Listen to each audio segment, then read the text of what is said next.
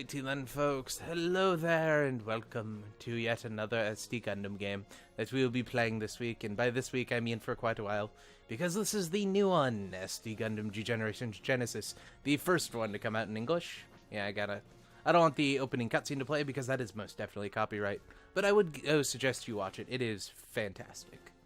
But anyway, this is a tile-based, I should say, squad tactical game using Gundam units. You'll understand what I'm talking about if you've either seen one of my earlier videos on this series or, watch the next maybe 20 minutes from now. Who knows? But yeah, I recently played Neo. I've played Spirits on the channel before. I've complained about Wars before, the only game in the series that I don't like at all. I played World, I've played Overworld. I haven't recorded those since they're copyright. Or Bandai claims them, like, immediately and then gives you a strike. Yeah, I'm not doing that again. But this is the newest one. It's in English. It was just released last week. It was released on Wednesday. It's currently Monday. The physical copies from PlayAsia got delayed for a couple of days, so I got mine a week later as opposed to, like, the day after or whatever that usually happens. But anyways, we are going to begin. Yeah, go watch the opening cutscene. It's pretty good. Or the intro. I am a little sick, so I apologize if that bothers you, and this game makes my PS4 a jet engine, basically, so it's going to be a bit loud at points, but I'll try to edit it out. Oh, and the annoying thing about this game, after you click New Game, Load, or Download Save Data, that's to load your stuff if you saved it to the cloud, but I'm using the wrong account for that, so I can't. But after you click New Game, all of the options and all the touch menus are disabled. So you can't exit out the easy way. You either have to go up to your console to unplug it, which for me is out of reach and probably not going to happen, or you have to unplug the power cord to turn it off, which is really fucking stupid, and I really, really hope they patch that out because it's ridiculous and it pissed me off a lot. So anyway, we're going to click this, and if it goes quiet, that's because something went wrong.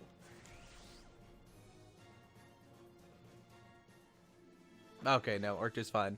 But yeah, I don't know if you can hear it, but it's the touchscreen, it's the options menu. Share works, weirdly enough. But, like, the other two buttons that you would actually, have some use for don't. Apparently there's quests now.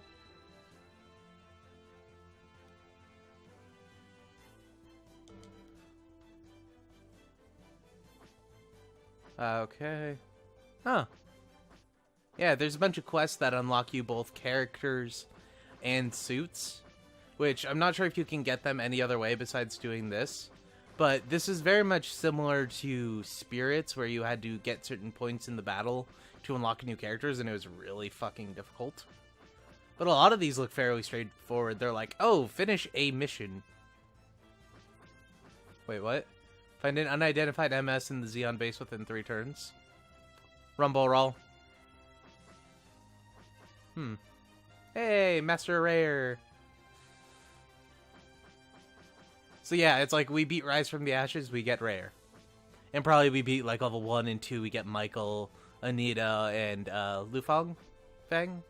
I forget what his name is. Yeah. Clear number 1, you get Anita. Probably you clear number 2, you get the Finger Cutter. Oh, there's a Zeonic Front mission too. That's awesome. We'll actually start, because, well, I find that interesting, you guys probably don't. Though, I want to check one thing. There's calendar events? Oh, no, this is organization. Alright, that is not at all organized very well. Yeah, organization. Oh, hey. They actually let you do this before the first mission. Usually you have to wait till after the first mission to do it. And wow, I don't know any of these characters. That's new.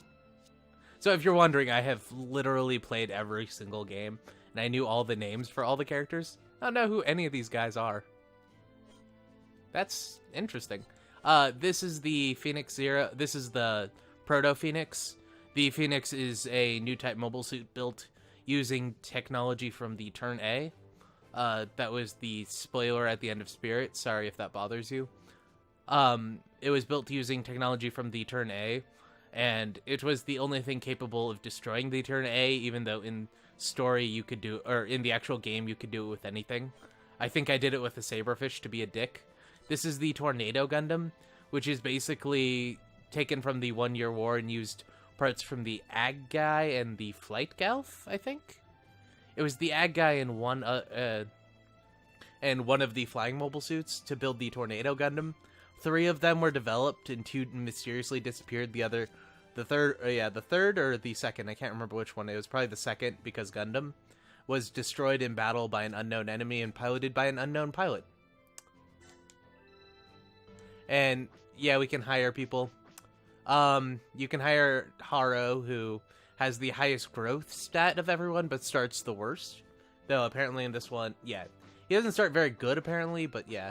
And there's Elodia, who is she is a good computer program in the story. She's trying to fix the simulation without killing everyone. Following war, I think during wars, they started it's all a computer simulation. In Spirits, it was the temporal loop was getting destroyed because Moonlight Butterfly. But they started it's a computer system, and then the glitches in it, which is because of her, are after wars started with the, like, you're in a computer program and you're all glitches and you're trying to fix it. That's how you're traveling through the timeline kind of thing. And I don't remember his story. He's from Overworld, but I only finished the first mission on his. All I know is he had a really good mobile suit that was really broken, and he's followed around by this little thing that kind of looks like Lugia from Pokemon. The baby Lugia. Yeah, I don't know why we start with them, but we start with them. We won't be using them. I think everyone wants me to use, custom pilots. Yeah, I'm just curious. And then produce here. Yeah, so you start with a bunch of the really weak units, though apparently you start with some pretty good ones in this one. That you can use a Type 61. They're really shit and don't upgrade into anything most of the time. The only thing that are good about them is in World, if you started using the Turn A machine gun car or plane, you could transform it into a Type 61, and then a Magellan, and you could get a Magellan into a Zaku. So if you're playing challenge mode, they're pretty useful, but we'll never use these. We'll probably never use a Magellan either. Or a DOP, though we'll capture tons of those probably. Saberfish, I played Spirits, I would always use a Saberfish, make it into a core booster, turn the core booster into a Gundam. So how development works in this is it's similar to like evolution in Pokemon. You get them to a certain level, and then you could turn them into a set number of other suits. So the Saberfish you could turn into a core booster, and with a core booster you could turn it into a Gundam because the core booster is the main part of the Gundam kind of thing. You'll figure that out a little bit later. I'm just kind of explaining it. There's the Zanny, which is the prototype GM, or the prototype GM. I don't know what it is anymore, but that's what it used to be. And then the Tornado Gundam. In the older games, and that picture does look badass, I will admit, but in the older games you didn't start with this, you had to unlock it. So in like Spirits, you could totally fuck yourself if you let one of your Tornado Gundams get destroyed without upgrading it into a Proto Phoenix. Because if you did that, like you can the Tornado Gundam, you literally had to combine, I think it was a Jagged Doga and one of the units from Victory together, which you didn't get till way late in the game. But yeah, so say if we, this is the development menu, say if we get the Tornado Gundam to level 3, we could get a Phoenix, or I'm not exactly sure.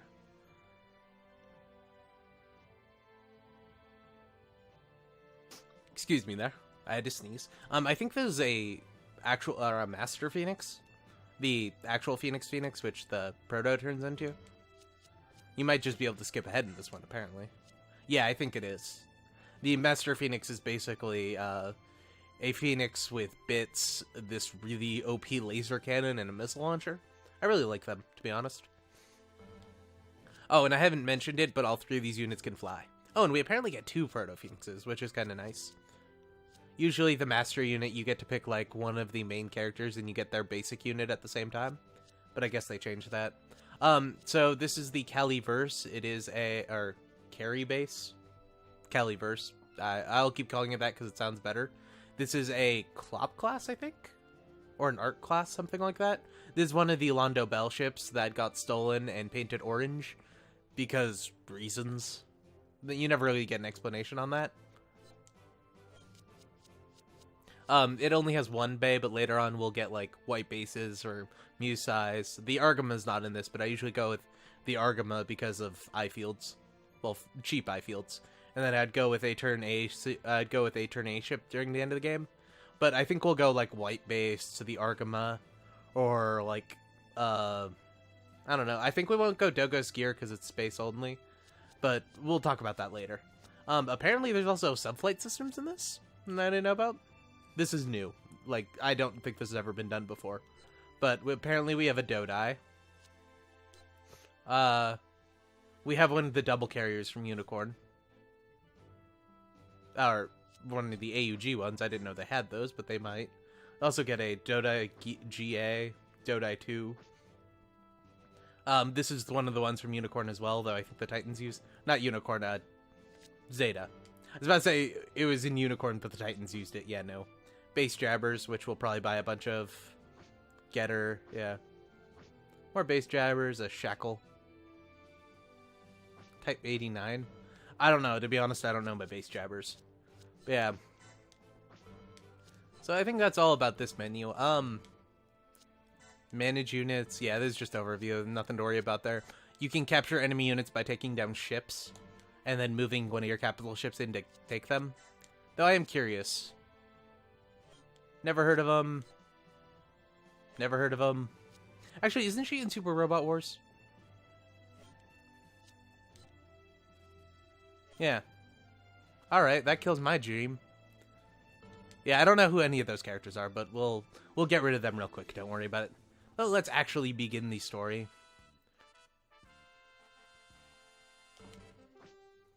We can do it chronologically or not. I really like this. Oh, and they're doing that one. I haven't played that game before. I have it, I just haven't played it. Oh, quite literally they have everything, including the really easy and boring-ass game. More in the pocket. Haha, I beat that one.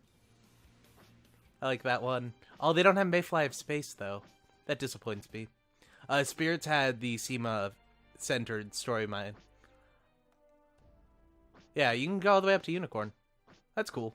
I generally don't suggest you start with these, though it's possible. I've beaten CCA with the starting suits and Spirits before, which is a lot harder than you'd think.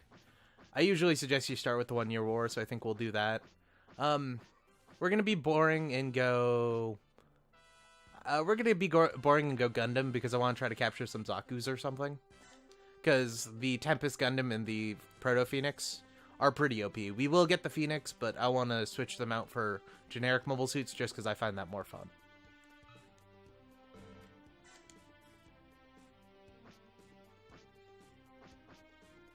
There's extra difficulty. Now, I don't know if I should have clicked anything else besides that, but I did.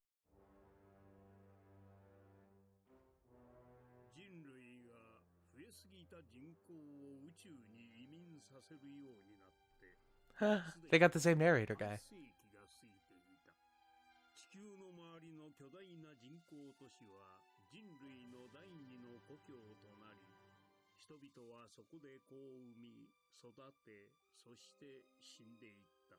This is the guy who originally did Zeon Daikun. That's why I'm so impressed by him still being alive.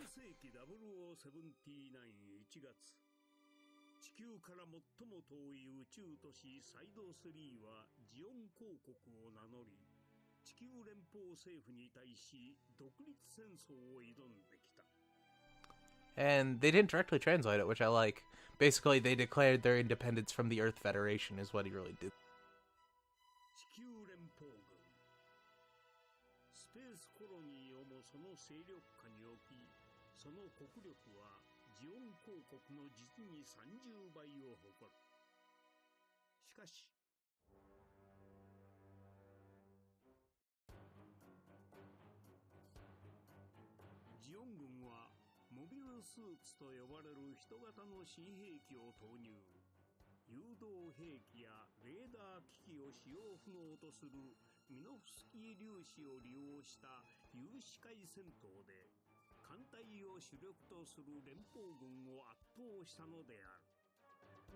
ジオンの新戦術により開戦からわずか40時間で連邦側に立つ3つの宇宙都市は壊滅。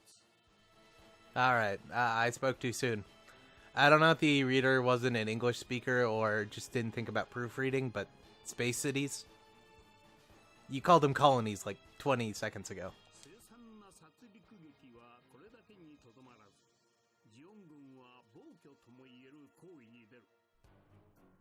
Turn to an even more.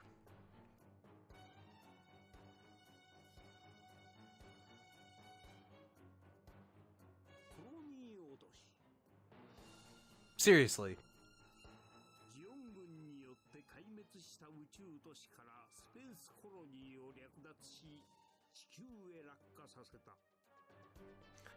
Oh, are they using Space City to describe a side? Saying a colony is a city, or multiple colonies is a city, is like saying California is a city.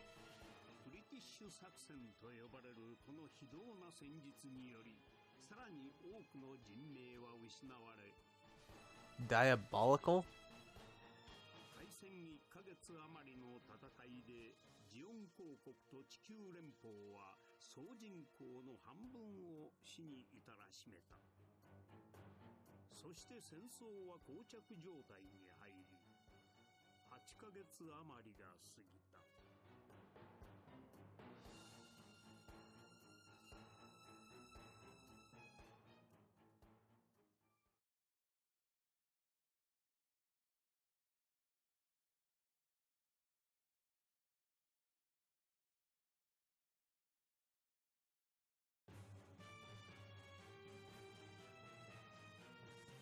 Gundam 大地に立つ。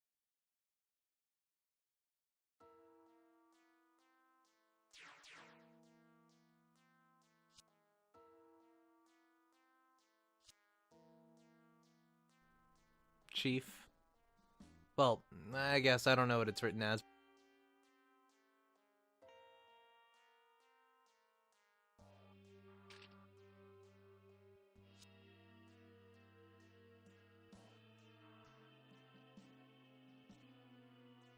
I'll check the credits later, see who translated this. It might be the same person who did Super Robot Wars, which then it would make sense.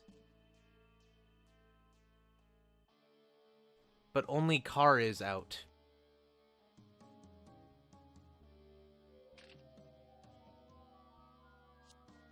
Oh, and if you're new, the reason why I'm bitching about this is I'm a professional translator at some points. And they could totally have fired me, but they didn't.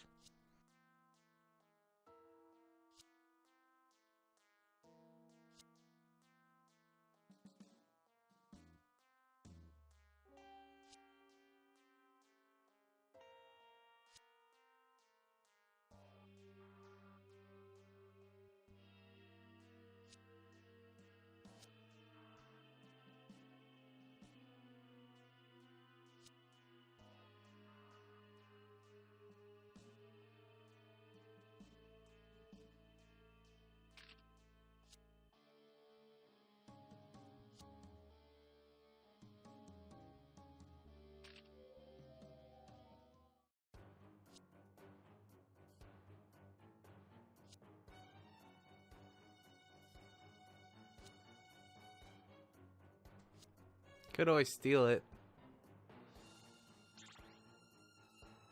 I guess the tradition of Gundam jacking hasn't started yet.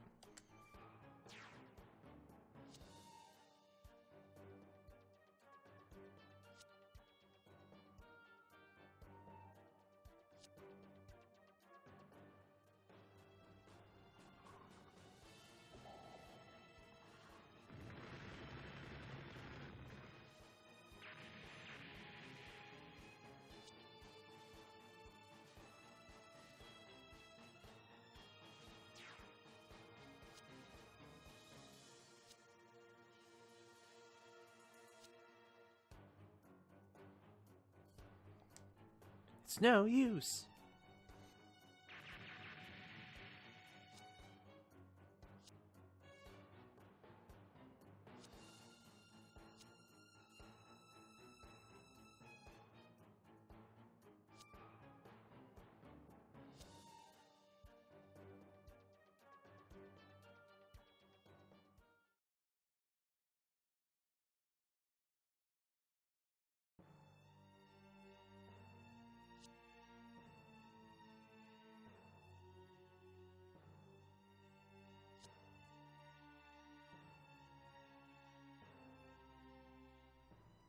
That Dren looks weird.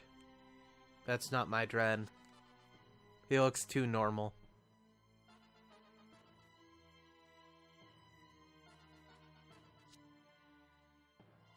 Don't you mean Space City 7? 自分自身の若さゆえの過ちというもの。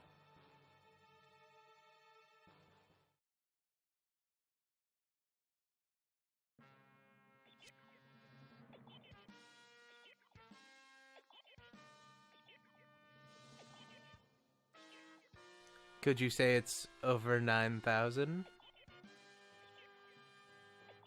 Come on, they could totally have gone for that joke.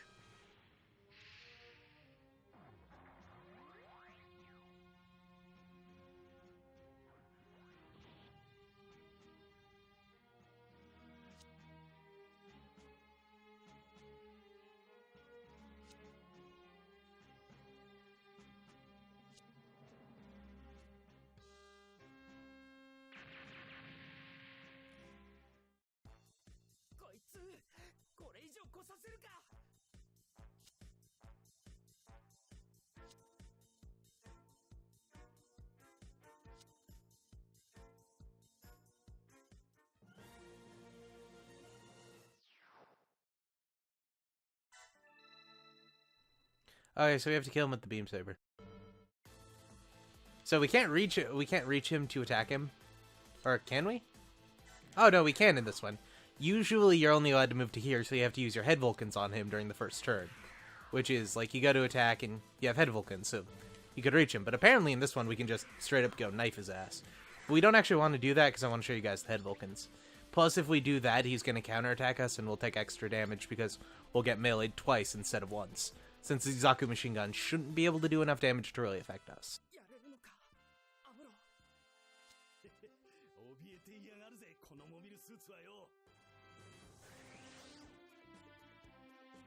Ooh, it's pretty.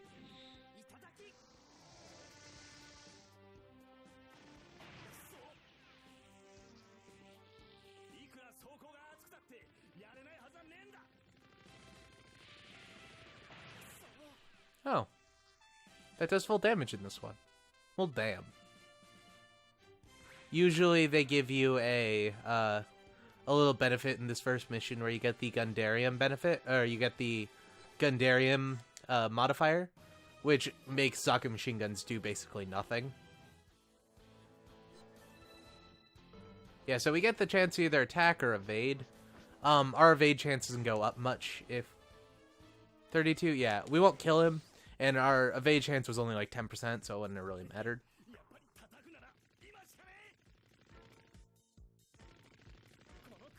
And yeah, he completely missed, so...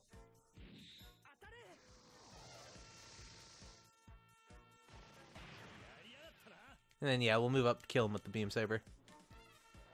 I'll try to show you guys all of the animations during the first mission. But... like, I'll avoid showing you them after I've done it at least once. Because, well, they are cool, they make bitrate increase, and it just takes time. Like, each of these battles takes like 45 seconds. And that was as far as you go.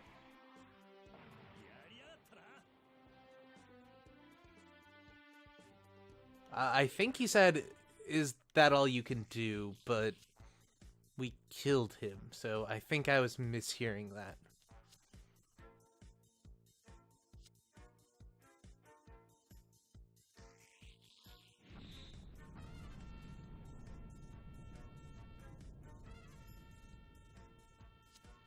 That's the largest explosion of a mobile suit you'll ever see. Of a Federation mobile suit, not of the Federation's mobile suit. Which is the actual lie. But who knows the script? The script might have been different. But yeah, since we killed the enemy, we get an extra movement. And... it appears we're a master unit. Yeah, it doesn't tell you in this one, though. He has a bonus to being physical. He has, everything is reduced by 20%. That kind of sucks. Oh no, that's energy for those for beam, physical, and special ranged attack is decreased by 20%. I thought it was beam, physical, special ranged weapon, and EN consumption are all lowered by 20% since, you know, they forgot the commas. But yeah, so this is probably where they wanted you to use out the head Vulcans. 連邦の化け物がくたばれ。どうする？コックピットだけを狙えるのか？ He called this a Federation bastard.